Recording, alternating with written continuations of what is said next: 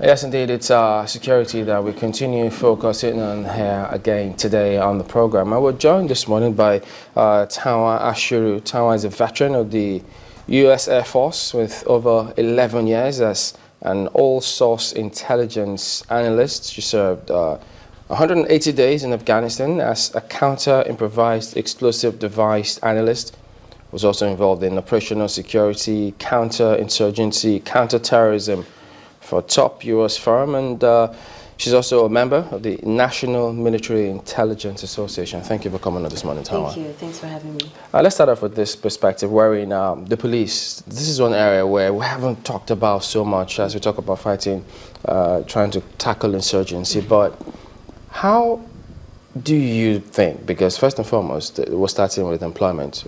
The president laid down that marker saying 10,000 more will join in, and many have said not a bad decision, but how do you see that fitting into the equation in our quest to tackle insurgency? Okay, it's actually a step in the right direction.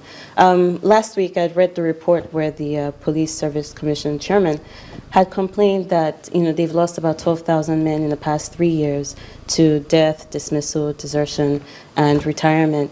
And so, he recommended having at least 1,000 per state, recruiting 1,000 policemen per state, plus 500 FCT. So that would have put us at about 36,500. So 10,000 is a step in the right direction. It's not necessarily there. It's not even what he has recommended yet, but you can tell that we're going in the right direction with that. It's difficult for any force to be successful in securing a nation when you don't have that, the enough number of personnel. So it's very important now. One thing to remember, though, is that regardless of the amount of policemen that we have, if they're not well trained and if they're not adequately equipped, it means nothing. It doesn't matter if you have 1 million men. All you're going to have is 1 million men who are just doing nothing. You understand? So it's very important that you train them properly and you equip them. Now, in the area of training, like you said, the fight is different now. They're not just focusing on crime, crime with carjacking and armed robbery. We're now looking at more international crimes, terrorism, transnational, issues, the human trafficking, and so on. So these are things that the police now needs to be brushed up on. There needs to be a re-strategization, so to speak, going on within the service to let them know that, hey, you know what, we're dealing with all sorts right now, and everyone needs to be prepared to deal with that. I mean, let me go to jump onto the IEDs, okay. Because, many times, we talked several times here, we looked at that December timeline that was given to the command center saying, look, sort this out by December this year. But we also do know that many of the scenarios we have here are IEDs, and that's your turf. Yes. How, so far, because the police themselves were the ones, as we also learned over the weekend, they started this. How have we, from your perspective, been handling the IEDs, and how should we be handling them? Okay, counter-IEDs. Okay, that's a very good question. So here's the thing about IEDs that people may not know.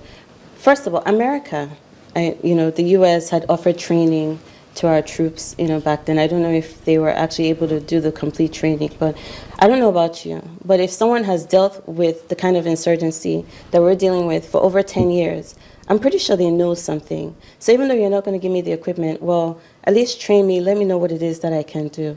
And they've dealt with that. When I was in Afghanistan, we had situations whereby there were IEDs, on the road, and just a neighbor, someone who lives on the street, would be so upset because his child just stepped on an IED while playing, blew up their legs. And so they were definitely willing to talk to, the troops when the troops were doing their rounds to say, hey, you know what, there are IEDs here, here, here, here, here.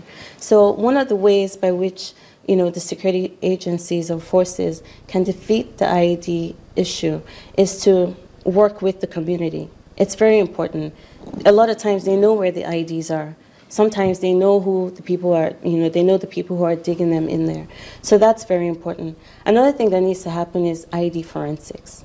Now, a lot of times when they find an IED, they call in, the police, the EOD, which is the Explosive Ordnance Group. They go there and they dig out the ID. They're able to diffuse it sometimes, and they take out the ID. What needs to happen, though, is that they need to take that device, and they need to do some forensics on it, try and figure out what components are they using to make this ID. You know, are there any kind of fingerprints on it or something? What materials are they using? What type of ID is it? Is it the ID where they planted it and someone was waiting in the corner to place a phone call so that the ID could blow up? Or is it an ID that has pressure in it so that anytime someone steps on it or anything drives over it, then it detonates? You understand? So once they start taking this information, then they're able to then start piecing in the puzzle slowly, you know, but surely. Now, let me give you, and this also has to be a collaborated effort. It has to be a joint effort. So between the security agencies? Yes, amongst all the different security agencies. Let me give you an example, a very hypothetical example. So say, for instance, we have a Mr. J, and Mr. J gets someone who drops off a pot, a cooking pot, at his house every Monday or so. Okay, it means nothing, right? Then next thing you know, the Air Force is flying, you know, maybe they're doing some aerial reconnaissance, eyes in the skies, like they say, and they see a truck with cooking pots. It means nothing. To the Air Force looking at it, it doesn't mean much of anything. Then when you take that, you take perhaps the police or the Army got some kind of report that Mr. J is receiving pots on Monday. Okay, doesn't make any sense. Well, the police is called in. The community person says, look, there are IEDs on this road. You guys need to help us take them out. And the police goes and takes them out, and they find out these IEDs are made with cooking pots. Aha, now something is starting to make sense.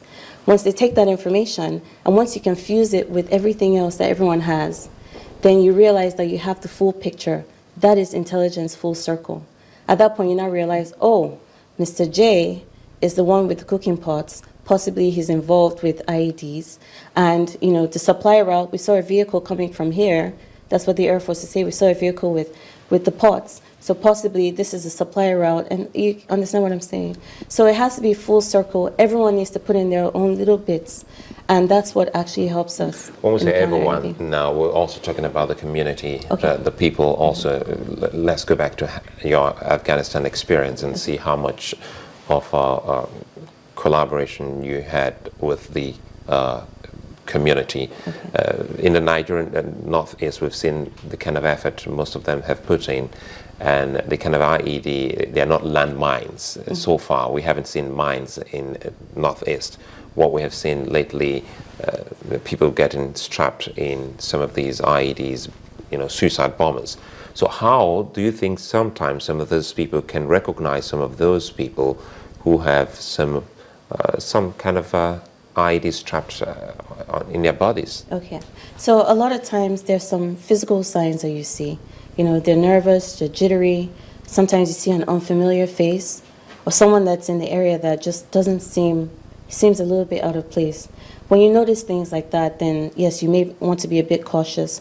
One of the things I, you know, especially after reading about the bomb blast that happened in the market with the crop sprayer in Borno, and apparently what happened was they had just dropped a crop sprayer in the middle of the market. It was abandoned, and the person went. And before you knew it, it detonated. So people need to be on the lookout. If you see any kind of packages, any bags, anything just kind of sitting there, it's a market, people walking back and forth. All of a sudden you just see a bag just sitting there and nothing is going on. You may want to go ahead and, you know, get the attention of some authorities or someone and say, hey, you guys may want to check this out for us.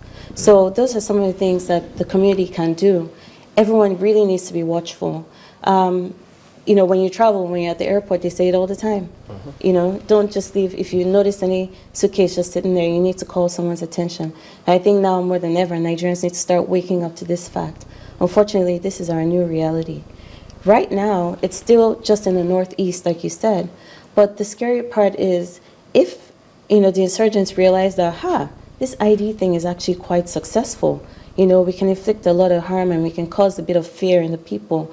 And they start trying to make sure that they infiltrate the rest of the country, then there's a problem. You understand? So now more than ever, everyone around the country, not just in the Northeast, don't just think, oh, this is a Borno issue, it has nothing to do with Lagos.